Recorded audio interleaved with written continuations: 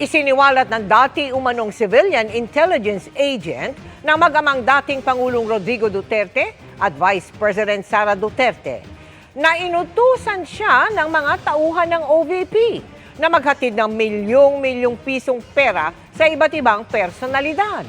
Ang detalye ng sinumpaan niyang salaysay sa pagtutok ni Mariz Umali. Sa 5 pahinang affidavit na pirmado nitong November 29, 2025, sinabi ni Ramil Madriaga kung gaano sila kalapit kay dating Pangulong Duterte at sa anak nitong si Vice President Sara Duterte. Nagtrabaho raw siya sa mag-ama bilang civilian intelligence agent at naging tagahatid daw ni Vice President Sara ng milyong-milyong pisong cash para sa iba't ibang tao sa iba't ibang lugar. Nakakausap raw niya noon ng direkta ang mag-ama sa telepono at ang utos daw diretso rin sa kanya.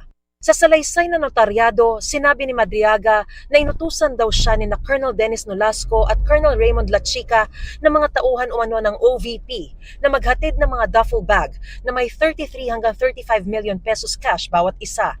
May hinatid din daw itong cash sa isang mayor ng Laguna, sa isang bahay sa Novaliches, Quezon City, sa Office of the Ombudsman, sa isang comedy bar sa Quezon City kung saan nakita niya ang spokesman noon ni Vice President Sara na si Attorney Reynaldo Monsayac na sumenyas daw sa kanyang dalhin ang pera sa taas.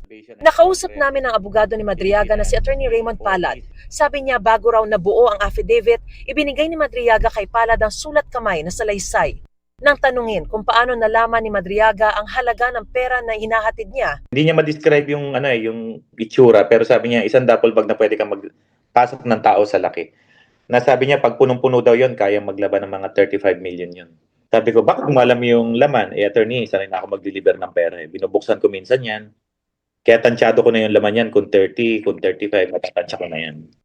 Sa isang pahayag sinabi ni Attorney Reynald Monsayac na ang gawa-gawang kwento ni Madriaga katawa-tawa at hindi raw kapani-paniwala. Polluted source daw si Madriaga, hindi raw niya ito kilala at walang ugnayan sa isa't isa. Itinanggi rin ni Philippine Army Colonel Lachica na kilala niya, personal o professional si Madriaga. Hindi raw totoo ang sinasabi nito at handa siyang magbigay linaw sa anumang investigasyon.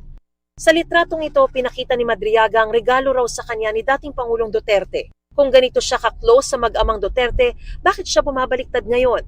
Sabi ng abogado ni Madriaga, minsang humingi ng tulong si Madriaga kay Sara Duterte sa kaso niya, pero di raw natulungan. Binisita pa nga raw si Madriaga ni Vice President Sara sa Camp Bagong Diwa, kung saan ito nakakulong dahil sa kasong kidnapping for ransom. Sakali man daw na sampahang muli ng impeachment complaint si Vice President Sara sa February 2026, pwede rin daw gamitin ang affidavit ng kliyente. Sa Pebrero, matatapos na ang 1-year ban para sa pagsampa ng impeachment complaint laban sa Vice-Presidente.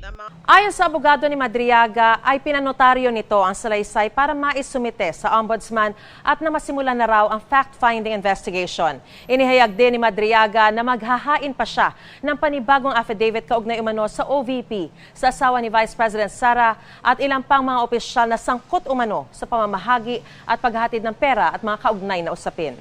Sinusubukan pa naming makuha ang mga pahayag kaugnay nito ni na dating Pangulong Rodrigo Duterte, Vice President Sara Duterte at iba pang mga nabanggit sa affidavit ni Madriaga.